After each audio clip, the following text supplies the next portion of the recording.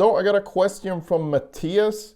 He wanted to know what he could do to make position shifts cleaner, what he should focus on, and also what he could practice. So I think being able to shift positions is very important, and also being able to decide if you want to have a sliding sound or if you just want to go up straight without anyone hearing that you're actually changing positions. So what this comes down to, what I've noticed at least when teaching this, is you kind of have to get the sound in your head first, right? So this exercise is really good for that. So if we just take 7th fret here, so we're going to go 7, 9, 10, and then back again. So we're going to go 7, 9, 10, 9, 7. Now you want to mimic that sound, but shifting with your index finger only. So you go,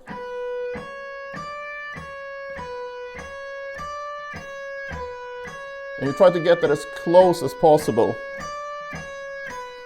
And I found that that's a better way of doing it, instead of trying to overthink how you do it, if that makes sense. Because if you have a really clear sound in your head what you want to achieve, it's much easier for you to just try it again and see if you can get it to work better.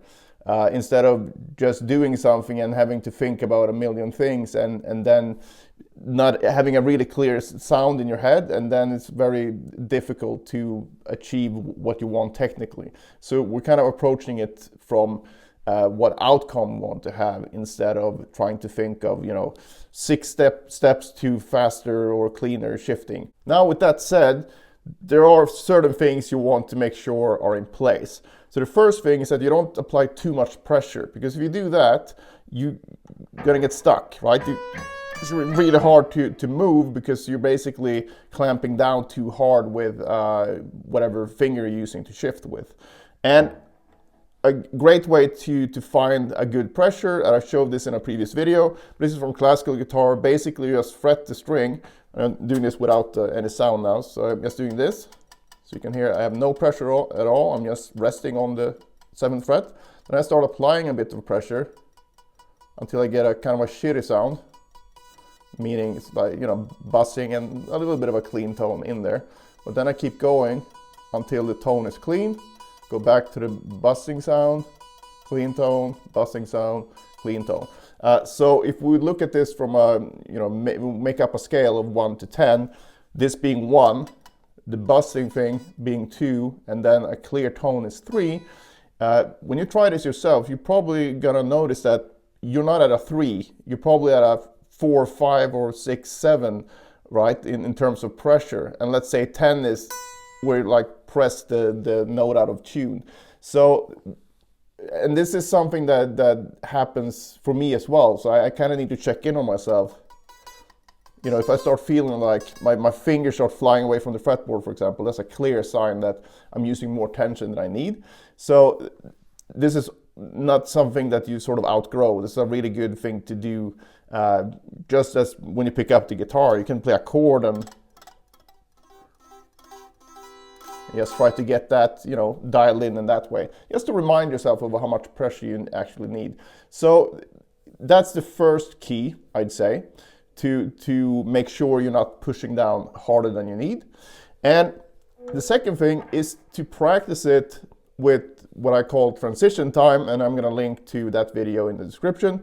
I talked about transition time a bunch the last few days, but basically it just means that instead of playing a lot of notes per second, you're going to play very few notes per second, but you're going to try to move as fast as you would if you played a lot of notes per second. So meaning you just try to hold the note for as long as possible and then move at the last millisecond. Because the faster you do the position shift, the less time you're going to have to cause an unwanted noise. So if I do it very slowly, that's where you get that sort of sloppy feel. We get that sliding feel, right? So even though I'm not stopping I'm still holding the string down here. I'm not releasing it, and that's why it sounds cleaner. It sounds cleaner because I'm moving faster. So that's a very important point as well. But that technique is so good for developing your overall synchronization and the overall technique on the guitar. So that's something you should be using anyway. So definitely check that video out. But that's two of the things that I would focus on initially. So making sure you're not pushing down too hard, and also practicing very slowly but with quick transitions. And when you practice a specific line, let's say you want to have something that shifts from there to there, you want to try to find a normal fingering for that, where you don't need to use any shifting. So you can go back and do the same thing we did in the first exercise, where you basically play the same thing with no position shifts, and then you do it with all position shifts. But this is sort of a lesser version of that, just to get it into your ear, the sound that you want. So you're not getting a sort of a less defined sound, and you're not really noticing that because you can't A/B test it. So it's very helpful to be able to do that, to have something else that, you know, it's not the fingering that you want, but you can get a non-shifted sound very easily here because you're not actually shifting, and then you try to mimic that with the actual shifting. So that's a really great tool for this kind of work. I want to leave you with one more exercise as well. So we're basically going to go with this one again. But now we're going to work on shifting with the pinky. I think you should work on shifting with every finger, but I think the most important ones is going to be the index finger and the pinky. Because when you're shifting, that's going to be with the pinky, index finger. So the most common shift's going to be with the index finger and pinky, I'd say. Well, you know, if you play pentatonic stuff, yes, you will use the third finger. So that's why I think work on all fingers, so then you're kind of future-proofing your technique. But the most important ones, I believe, is the index finger and the pinky. So for the pinky, you do exactly the same thing, but now you're going to go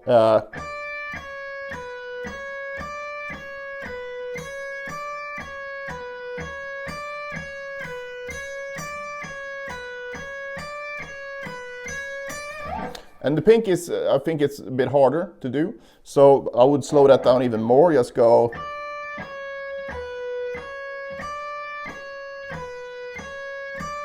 And really try to relax and really focus on that quick transition. Try these things and let me know in the comments if it helped you as well. You can actually make quite quick progress with this if you put in the time. And also be conscious of it whatever you're playing. So you should really never get a sliding sound when you're playing if that's not your intention. Of course it's going to happen anyway because we're not robots, but if you really focus on this stuff and be conscious of what the sound you actually want to produce, and you make sure that you produce that sound, or you check what you're doing wrong, you're going to find that your technique gets so much better for it.